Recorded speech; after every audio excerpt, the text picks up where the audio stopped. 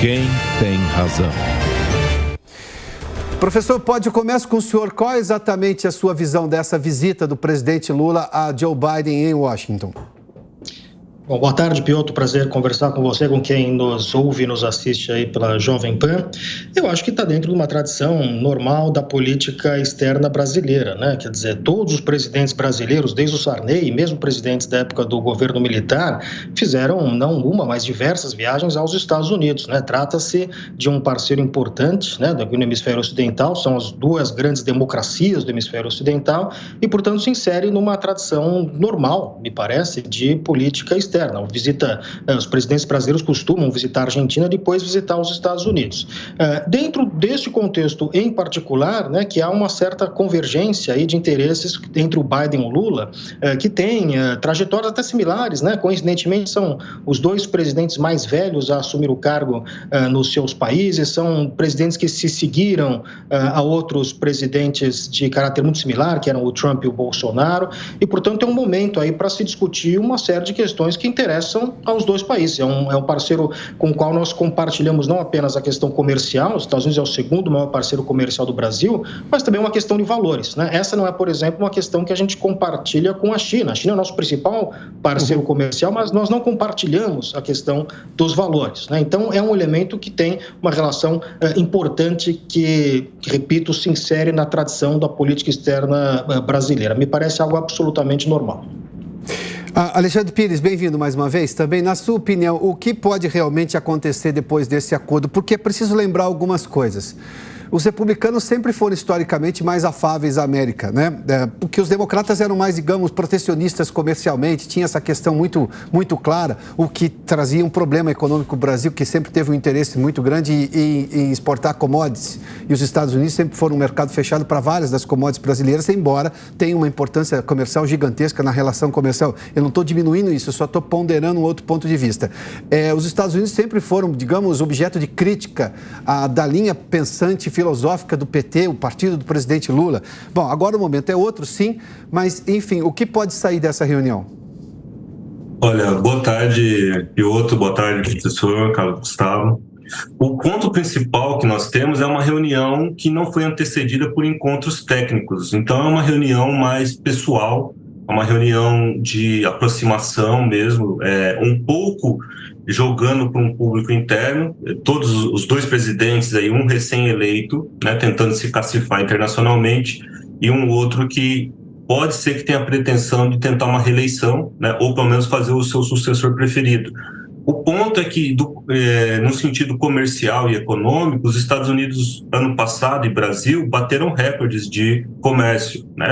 Passou da casa de 80 bilhões, acima de 20, quase 30% de crescimento, tanto das importações quanto das exportações, mas, né, o déficit comercial do Brasil com os Estados Unidos bateu recorde. Então, existe aí um tema, né, que poderia ser discutido, um tema espinhoso, mas que não vai ser discutido, e também essa pauta de exportações que o Brasil tem para os Estados Unidos e que bateu recorde, surpreendentemente, é baseada em madeira e celulose, né? Ou seja, o tema ambiental, o tema da Amazônia acaba entrando em discussão indireta, então todo mundo vai evitar isso. É um momento mais de confraternização, né? Ou seja, de se cumprimentarem, né? Se parabenizarem, do que realmente desenhar alguma coisa. Por quê?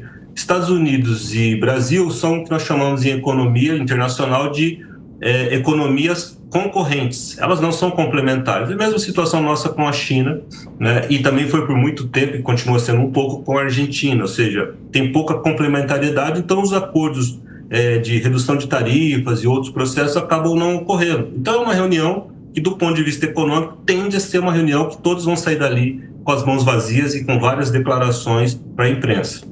É importante essa observação que fez o Alexandre, quando ele diz não foi precedida por uma série de reuniões técnicas, ou seja, da parte mais abaixo do Itamaraty ou de órgãos de ministérios, por exemplo. Mas o governo brasileiro fez uma propaganda gigantesca dessa reunião. E, sobretudo, em duas pautas. A questão ambiental, né, porque envolve a Amazônia, até com a possibilidade da entrada dos Estados Unidos nesse Fundo Amazônia, com uma contribuição. E aí eu vou discutir um pouquinho qual seria o custo disso, né, que é o preço, né, porque precisa saber exatamente quanto que isso vai custar do ponto de vista de soberania. Quanto mais estrangeiros na Amazônia, mais a preocupação da soberania brasileira, porque essa é uma alegação importante também, foi uma alegação do governo anterior e de boa parte da sociedade também.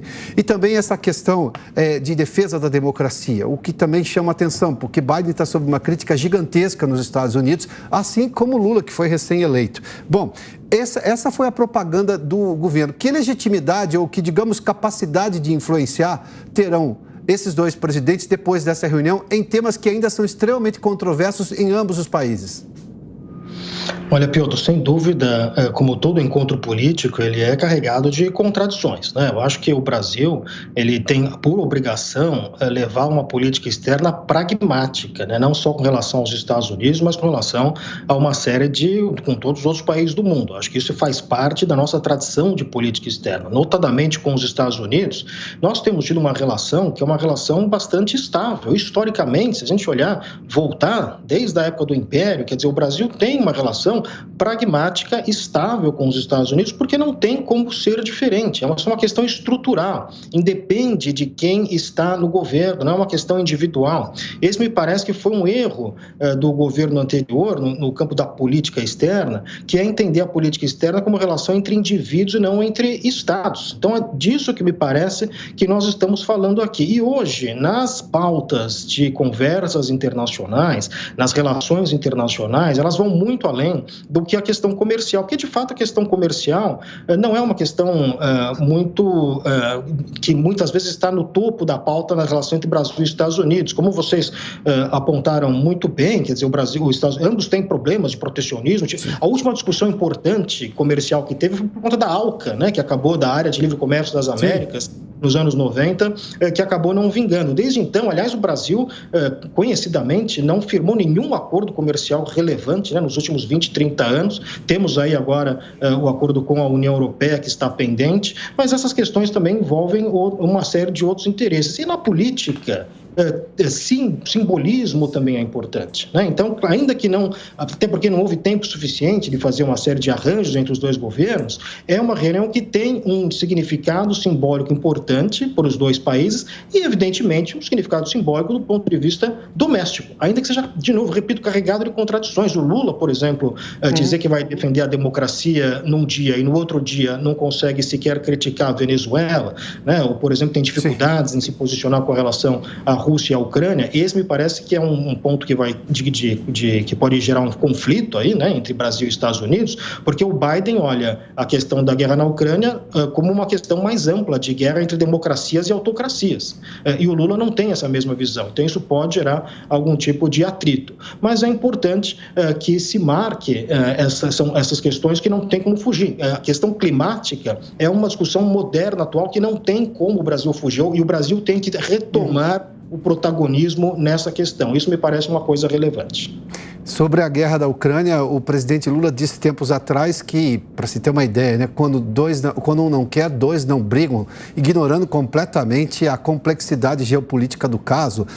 O avanço das fronteiras da OTAN em cima do território russo, uma invasão de um país soberano pela Rússia, ou seja, no caso da Ucrânia, enfim, é bem mais complexo do que quando um não quer, dois... que a Rússia cometeu um equívoco, né? Me parece que é muito além de um equívoco. É bem além de um equívoco, até para alguém na posição dele. Tem que se cobrar as pessoas pela posição que ocupam, né? Que essas pessoas ocupam. Mas vamos lá. Alexandre, eu tomei sua resposta para fazer esse questionamento, mas nessa questão ambiental especificamente, se os Estados Unidos vierem a contribuir para esse Fundo Amazônia, como outros europeus também estão falando sobre o assunto, até porque há uma mudança na agenda política agora, nesse caso.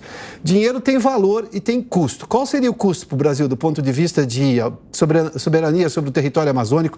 Há um questionamento, por exemplo, tem uma CPI que não foi instalada para investigar as ONGs na Amazônia e tem-se informações claras de que tem muita distorção na atuação das ONGs amazônicas, não são todas, claro, mas isso uma CPI poderia investigar, não foi investigado ainda, ou seja, como é que você vai colocar mais dinheiro no lugar em que há suspeita de desvio? Olha, o Fundo Amazônia e esses projetos de preservação, eles são sempre insuficientes. Essa que foi a discussão nos últimos 4 anos durante o governo Jair Bolsonaro. Ou seja, se você está querendo criar uma área de proteção e quer que aquela população não atue economicamente, você tem que achar algum tipo de alternativa para mantê-los naquele local, né? O fundo acaba não sendo algo que muda de fato o contexto ali, a realidade daquelas populações, no sentido delas deixarem de usar ou de modo mais predatório ou com práticas predatórias. Você não consegue modificar isso. A entrada dos Estados Unidos significaria talvez algum aporte maior, mas lembrando que nós estamos falando de valores que são pequenos, né? Então, o fundo ele não tem essa capacidade toda para provocar isso. O que seria interessante é a questão da facilidade, da praticidade, né? Ou seja, você já tem uma estrutura, tem países que já participam, né? E os Estados Unidos se associaria a essa iniciativa. Isso é interessante, pode ser que isso incorpore, digamos, o fundo e ele consiga ter um impacto nesse sentido de dar alternativas de renda, né, para essa população que depende mais do uso da biodiversidade ali da Amazônia. Com relação ao ponto anterior, uma questão que é importante é que nós temos que notar que a gestão do governo Bolsonaro tinha um aspecto talvez pessoal herdado ali da relação com o Donald Trump, mas o que estava acontecendo ali é o que nós chamamos de realinhamento geoestratégico, ou seja, o governo brasileiro tentou se tornar um parceiro americano, né, reduzindo uma tradição de multilateralismo para uma tradição bilateral que ele julgava mais estratégica, e aí criando uma certa distância em relação à China, né, se alinhando, digamos, se posicionando, mas ao mesmo tempo sendo contraditório com relação à Rússia, tentando manter uma posição equidistante. Agora nós estamos voltando para essa postura multilateral equidistante que o Brasil tenta ter, né, de ficar longe ali dos principais conflitos e ao mesmo tempo tentar negociar com todos. Como o professor Carlos Gustavo falou, não tivemos muito sucesso com essa estratégia porque nós não conseguimos acordos relevantes com ninguém. Sim. Ou seja, e países que adotaram estratégias bilaterais, fazendo um quiprocó, fazendo trocas mais assertivas com parceiros estratégicos, conseguiram mais acordos. É o caso, inclusive, agora do Uruguai, que vem tomando essa postura. Então, o Brasil tem tido ali um problema sério com relação a avaliar a eficiência do multilateralismo. Né? Ele é realmente muito bonito no discurso, sim, mas o mundo não está colocado assim. O mundo tem lados, tem posturas, tem eixos estratégicos, tem disputas. Inclusive, o relatório do Fórum Econômico Mundial, ele saiu com qual ponto? Questão não é mais da geopolítica, é da geoeconomia, né? Guerras econômicas, ou seja, vai ser a grande pauta dos próximos 10, 20 anos. Então, assim, o Brasil em algum momento vai ter que avaliar pragmaticamente se esse multilateralismo realmente dá os frutos que têm sido propagados nos últimos 30 anos, que são de um redundante fracasso em termos de acordos, de qualquer natureza, inclusive. Até para tomar como exemplo a guerra da Ucrânia, a grande ofensiva do Ocidente não são os tanques e aviões, é a ofensiva econômica de sanções e por aí para tentar demover a Rússia das suas intenções. Professores, muitíssimo obrigado pela participação. O Carlos Gustavo Podi e também Alexandre Pires, que conversaram conosco aqui no Prós e Contras. Boa tarde, hein?